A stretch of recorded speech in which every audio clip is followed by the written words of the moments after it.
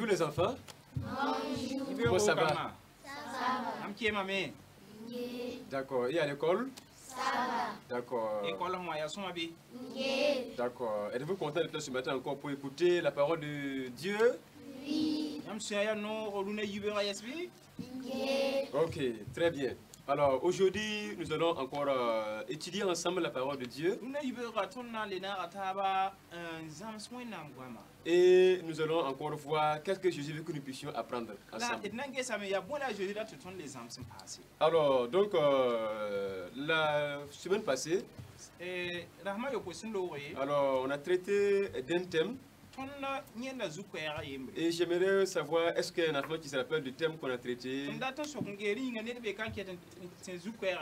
Oui, qui se rappelle là? Oui, toi? Pourquoi garder la foi chrétienne? Ok, est-ce que c'est ça? Ok, très bien. Et pour vous-même? D'accord, exactement. On a vu, alors pourquoi on doit garder la foi chrétienne? Et on a vu les raisons. Quelles sont les raisons? Pourquoi on doit garder la foi chrétienne, les enfants? Oui, un garçon, oui, oui, toi? Oui, pour avoir quoi? Oui, oui, oui, oui, ok, et les filles? Pour avoir les promesses de Dieu. Pour avoir les promesses de Dieu, très bien. Oui, Isiela? Pour entrer au paradis, ok, oui. Pour avoir les promesses. Pour bénéficier des bienfaits de Dieu, oui. Pour avoir la vie éternelle, très bien. Pour avoir le salut, ok. Pour être sauvé. Très bien. Alors, donc ce matin encore, alors nous allons voir alors comment nous allons faire pour garder notre foi en Jésus. Comment on va faire en tant qu'enfant de Dieu pour garder notre foi en Jésus-Christ? Alors, avant d'entamer la leçon, laissez-moi vous raconter une petite histoire. Il s'agissait de l'histoire d'un élève qu'on appelait Marcel. Alors, Marcel, c'est un enfant qui aimait écouter la parole de Dieu, qui aimait aussi prier et qui partait à l'école. Et lorsqu'il y a un devoir, il prie avant de faire le devoir. Avant de manger le sandwich, il prie avant de manger.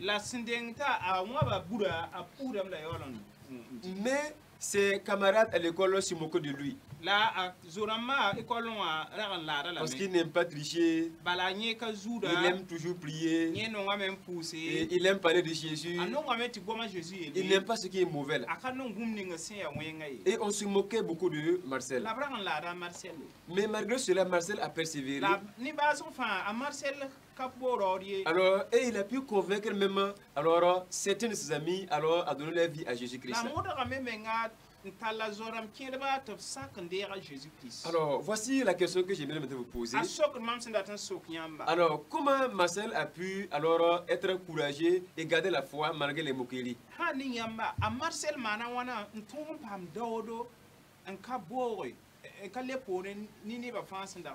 Oui, comment il a fait?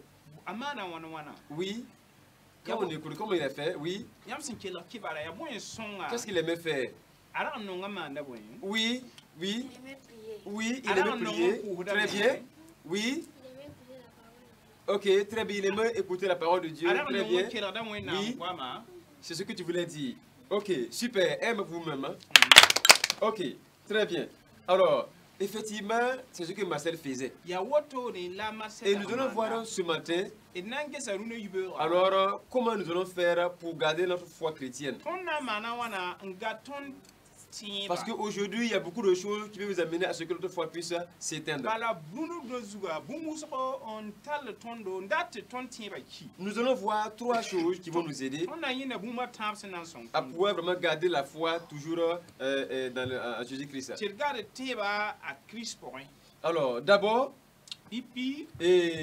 c'est l'écoute de la parole de Dieu. Alors, la Bible dit que la foi vient de l'écoute de la parole de Dieu. Si tu es un enfant qui veut toujours garder le flambeau de la foi, il faut que tes oreilles chaque fois puissent écouter la parole de Jésus. Si tu écoutes les paroles de tes amis, ou encore tu écoutes les paroles des gens qui parlent mal, alors toi, ton cœur va faire le mal et ta foi va s'éteindre. Maintenant, en écoutant la parole de Dieu, alors tu vas toujours être un bon chrétien. On voit l'histoire de Samuel. C'est un enfant qui aimait écouter la parole de Dieu. Et quand Dieu lui a parlé, alors il dit, Seigneur, parle parce que je vais t'écouter. Et Dieu a parlé à Samuel. Et Samuel a été vraiment, et a gardé la foi jusqu'à ce qu'il devienne un vieux.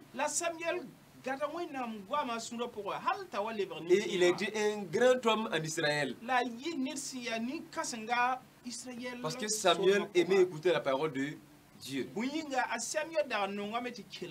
Il y a des enfants qui n'aiment pas écouter la parole de Dieu ici. Alors, si on veut que notre foi soit toujours brillante, alors il faut faire quoi? Il faut écouter la parole de Dieu. Alors, deuxièmement, alors il s'agit de la méditation de la parole de Dieu. Alors quand on écoute, on doit réfléchir et faire ce qu'on dit de faire. C'est ça, méditer. Il y a des gens alors, qui écoutent la parole de Dieu, des enfants, alors, et on dit de ne plus encore voler. Ils vont dire, ah, aujourd'hui ton nom a bien fait, ton nom parle de vol. Et après, quand ils partent maintenant, ils continuent toujours à voler.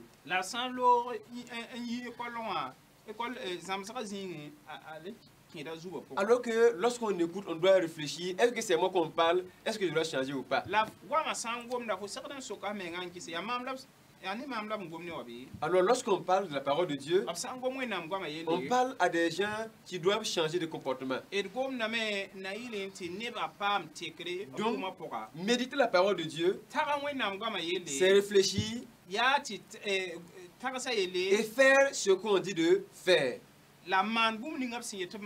Par exemple, si tonton vient parler aux enfants, alors sur le mensonge, et toi tu sais qu'en venant à l'école du dimanche, alors tu as déjà menti.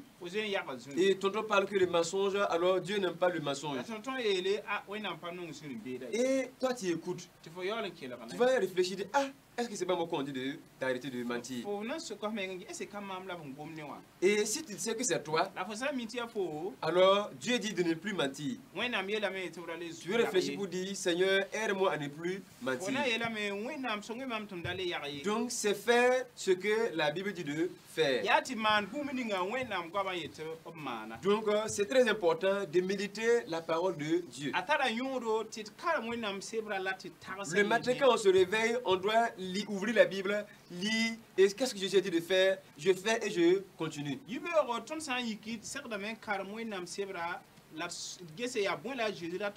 Avant d'aller à l'école, tu dois ouvrir la Bible pour lire et dire qu'est-ce que Jésus a dit de faire, je fais avant de pouvoir bouger.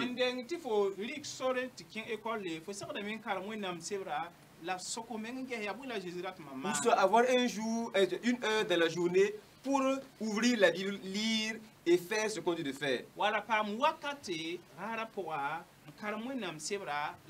Et là, tu vas grandir et tu vas grandir dans la foi.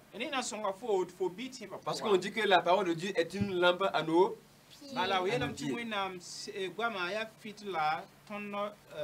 Les premiers chrétiens, alors ils ont médité la parole de Dieu. Ils ne sont pas éloignés de la parole de Dieu. Parce que c'est la parole de Dieu qui guidait leur pas chaque jour. Et ils ne vont pas faire le mal. Si le diable les dit de faire le péché, J'ai vu que Jésus a dit de ne pas faire ça. Si à l'école on dit viens on va tricher, tu dis oh on a dit de ne pas tricher. Parce que tu connais la parole de Dieu. Et tu vas maintenant toujours grandir dans la foi. Troisièmement, nous allons voir et que la prière va nous aider aussi à toujours garder alors la foi. Qu'est-ce que prier? Oui. Prier, c'est parler avec Dieu. Très bien. Prier, c'est parler à Dieu. C'est communiquer avec Dieu. Chaque jour. Imaginez un jour, si vous vous appuyez votre nez ici, appuyez comme ça, voilà. Pendant 2 secondes, est-ce qu'on peut respirer encore? Non. Alors donc prier, ça nous amène à notre âme de respirer. Ça permet à notre âme de respirer. À notre foi de toujours briller. La Bible dit de prier tous les jours sans cesse. La prière est une puissance. La prière nous aide à obtenir ce que Dieu a promis. Il est dit dans Jérémie que si on le prie là, il va nous montrer des choses qui sont cachées, des choses que nous ne connaissons même pas. Et nous serons toujours amis de Jésus. Si tu es ami de Jésus, tu vas toujours prier chaque jour. Parce que nous chantons Jésus est mon ami tous les jours. Alors donc il faut toujours prier. Donc pour garder la foi, il faut faire quoi? Il faut toujours prier. Donc on a vu 3 choses qui vont nous aider. D'abord c'est quoi? C'est écouter la parole de Dieu. Et ensuite, qu'est-ce qu'on doit faire? Méditer la parole de Dieu. Et troisièmement, qu'est-ce qu'on doit faire? Prier sans cesse. Prier sans cesse. On a symbolisé la foi comme étant alors un flambeau. Regardez bien ici. Voilà. Mais regardez si alors le flambeau est dehors comme ça. Alors il faut toujours le protéger. La protéger de moi ça. Alors donc si nous écoutons la parole de Dieu, si nous méditons, si nous prions, notre foi est toujours protégée. Et Satan ne peut pas venir éteindre notre foi. Et il va toujours garder le flambeau de la foi. Alors, est-ce que tu fais ces choses-là? Est-ce que tout le monde fait ces choses-là? Si vous ne faites pas, on va demander à Jésus de nous aider à aimer sa parole, à faire ce qu'il dit et à toujours lui parler dans la prière. On baisse la tête, nous allons prier. Demandez à Jésus de nous aider. Seigneur Jésus, nous avons entendu ta parole aujourd'hui. Tu nous montres à garder la foi. Nous voulons, Seigneur Jésus, garder ta parole. Lis ta parole, réfléchis sur ta parole et priez sans cesse. Merci de nous aider. Au nom de Jésus. Amen. Nous allons apprendre le verset à retenir les enfants. Alors, ça se trouve dans Josué 1:8. Josué 1:8.